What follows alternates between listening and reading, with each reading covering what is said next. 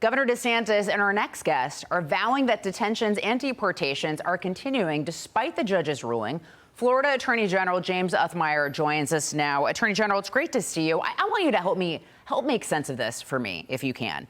All right, so these environmental groups and this tribe, so they're claiming that the detention center violated the National Environmental Protection Act, or Policy Act, rather. However, the Justice Department makes the point that the NEPA does not apply here because the detention facility is controlled by Florida. So why did this judge issue the temporary restraining order then? Well, this is a leftist activist judge that I think had her mind already made up. As you've described, this is a sham lawsuit. Not only does none of the Alligator Alcatraz infrastructure come anywhere close to the Everglades, but this is state land and a state facility. Our state jails don't have to go through the NEPA process, and Alligator Alcatraz shouldn't have to either. But the good news, this temporary restraining order applies to future construction. Thankfully, Alligator Alcatraz is already built. It already houses thousands of detainees. It is operational, and the deportations are ongoing. And that's an important point, that in 8 days this was up and running. The president visited. Tom Homan's been there. There's a parallel lawsuit. So there's a 14-day period from this first ruling and a parallel lawsuit on, quote, the rights of the detainees. Is this more of this activist delay, while really not affecting operational activities that you're saying are ongoing? That's right. That lawsuit has even less merit than the first, alleging that these rights of detainees are being violated.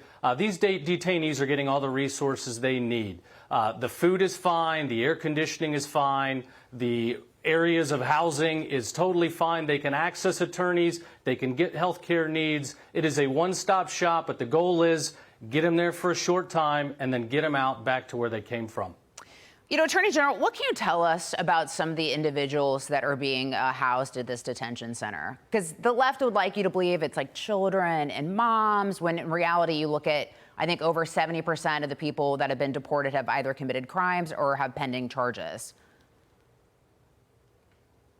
Yeah, the left and a lot of these Democrat members of Congress, they're down there crying for the rights of these detainees when they're supposed to be representing the American people. But I'll tell you, some of the people housed there are among the most heinous criminals you could find. People that have brutally sexually assaulted children, people that have engaged in large-scale drug trafficking, homicide, people that have trafficked children. You name it, those criminals are there. Once they've served their time, we are going to get them out of this country. There's so much that flows into this story, from the detainees being brought there. Some are being transported out of the country, some to other facilities. With all of that underway, has there been any incident that would even give pause or any reasoning behind any of these judges' orders? No, and I invite the judges, come visit the facilities. These people are being housed appropriately. They're getting the resources they need. The facility's a lot nicer than it would have to be. Most state jails are not air conditioned here in Florida. But no, you've got a lot of leftist members of Congress, members of the media, trying to spin up hysteria when at the end of the day, this is enforcing the rule of law. And thank goodness the Trump administration is doing that, because we are getting these dangerous people out of the country, and we are saving the taxpayer dollars as we alleviate the burdens on our health care, on our criminal justice system, on our infrastructure. Finally, rule of law is being restored and American sovereignty is back. I mean, you would think that it would be a bipartisan objective to get rapists out of the country, illegal immigrant rapists, to get terrorists, to get gang members out of this country, but it's not. Why not? It's not, because I think the left has realized that the jig is up and they're panicking. They wanted to take over the country by bringing people over the border, counting them in the census, giving them heightened electoral power in these sanctuary blue states, trying to give them the right to vote in local elections where they can.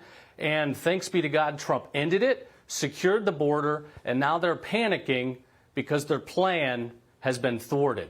So what are they doing? They're running around down there. We had members of our legislature go in the facility and put thermometers up against hot lights, trying to lie about the temperature in the facilities when it is an air-conditioned building. They were crying that people had to brush their teeth in the same room as a toilet. That is a modern-day restroom. If only they cried and cared so much about the people that have been brutally victimized by these dangerous criminal aliens. It's a shame. I can't stand it. I'm sorry. Go ahead and finish your point, sir. I'm just saying, I can't stand that they care more about these criminal aliens than the American people that they were elected to represent. And if you will, quickly, just for clarity for the audience, if a Democrat wants to go to the facility, what is the process? Sure. We have made tours available for everybody, Democrat, Republican, local officials, people that have wanted to go in and see the facilities. We try to organize them together because at the end of the day, this is an operational facility. It is not a show and tell building. And we've made it available. Again, they want to spin these stories. At the end of the day, detainees are getting the resources they need, and they are getting deported out of here. Attorney General James Uthmeier, thank you for joining us. We appreciate it. All right, up next. Thank you for having me.